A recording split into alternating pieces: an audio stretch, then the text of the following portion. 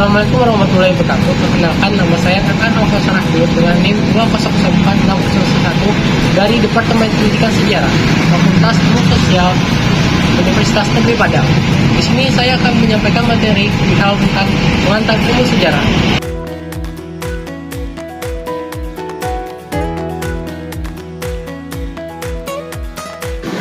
Pada pembahasan kali ini, pengantar ilmu sejarah memiliki 6 peta konsep. Yang pertama, pengantar sejarah itu sendiri. Kedua, pengertian menurut para ahli. Ketiga, unsur dalam sejarah. Keempat, konsep dalam sejarah. Kelima, cara berpikir dalam sejarah. Dan terakhir, keenam, metode dalam sejarah. Tahukah kalian, pengertian sejarah? Ternyata pengertian sejarah itu terbagi menjadi 3. Kalau secara harfiahnya itu berasal dari kata Arab, yaitu sejarah itu artinya pohon. Kemudian dari bahasa Yunani, yaitu kata historis yang berarti ilmu atau orang pandai. Dan yang terakhir itu bahasa Inggris, yaitu history yang berarti masa lalu.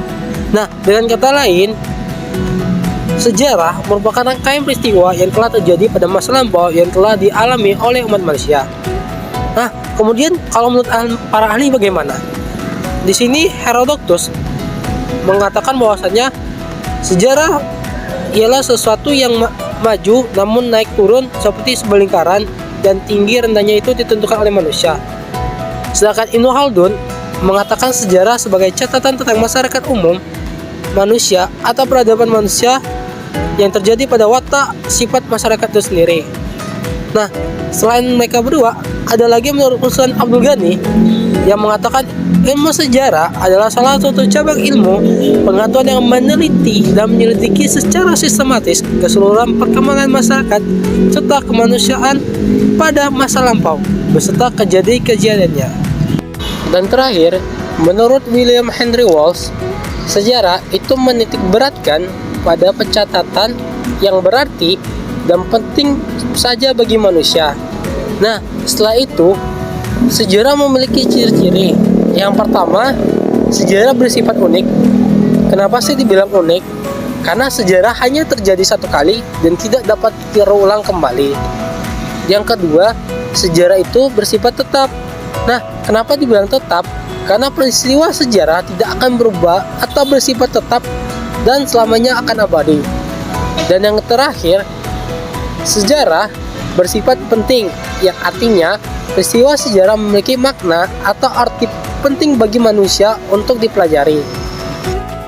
Adapun unsur-unsur dalam sejarah, yang pertama itu adalah manusia. Nah, manusia adalah pusat dari sejarah itu sendiri. Kenapa? Mereka berperan sebagai objek sejarah yang dapat menentukan apa yang akan terjadi di dalam sejarah. Nah, kemudian ada unsur ruang. Di sini, ruang yang dimaksud adalah aspek geografis. Adanya unsur dimensi ruang maka akan memberikan pemahaman kepada pembaca tentang peristiwa sejarah menjadi real. Dan yang terakhir ialah waktu. Waktu merupakan unsur yang sangat penting dalam konsep sejarah karena sejarah membahas aktivitas manusia dalam kurun waktu tertentu. Konsep dalam sejarah. Konsep dalam sejarah itu terbagi menjadi 3. Sejarah yang pertama, sejarah sebagai ilmu, yang mana menjelaskan tentang bukti-bukti pengetahuan di masa lampau dan menjelaskan peristiwa-peristiwa di masa lampau. Adapun fungsinya sebagai ilmu juga melekat dan dari banyaknya hal yang dapat dipelajari, baik baik dari segi ilmu, budaya, peradaban, teknologi maupun filsafat. Kemudian sejarah sebagai kisah. Sejarah sebagai kisah di sini adalah bentuk cerita yang menarik dan narasi-narasinya dapat membangun kembali semangat kejayaan pada masa lampau. Nah, kisah dalam sejarah tersebut merupakan peristiwa masa lalu yang dikisahkan kembali dalam bentuk lisan ataupun narasi. Dan kemudian yang terakhir, sejarah sebagai seni. Sejarah sebagai seni di sini ialah pedoman bagi manusia di masa kini dalam membuat berbagai macam karya besar seperti lukisan, patung, tarian, serta pementasan. Nah, setelah itu berpikir dalam sejarah. Berpikir dalam sejarah yang pertama yaitu sinkronik. Di sini cara mempelajari sejarah dengan cara mencocokkan suatu peristiwa dalam waktu tertentu dengan cara yang lebih mendalam. Contohnya, suasana di Jakarta saat pembacaan proklamasi kemerdekaan 17 Agustus 1945. Kemudian, secara diakronis. Di sini, peristiwa yang dalam prosesnya melewati perjalanan waktu, karena subjek dalam sejarah berhubungan dengan segala sesuatu dalam sudut pandang waktu. Contohnya, Perang Dunia Kedua di tahun 1939 sampai dengan 1945. Periodisasi merupakan proses strukturisasi waktu dalam sejarah dengan pembagian atas beberapa babak. Periodisasi digunakan melakukan pembabakan atau pengelompokan waktu berdasarkan zaman. Contoh, zaman Hindu-Buddha, zaman pendudukan VOC, hingga ke zaman revolusi kemerdekaan. Dan yang terakhir, metode dalam sejarah dibagi menjadi 4, yaitu ada heuristik, verifikasi, interpretasi, hingga historiografi. Yang pertama, heuristik adalah tahap pengumpulan sumber-sumber sejarah yang berkaitan dengan topik penelitian, seperti adanya sumber primer, sumber sekunder. Yang kedua, yaitu verifikasi, adalah pembuktian mengenai sumber-sumber yang telah dikumpulkan dalam tahap sebelumnya.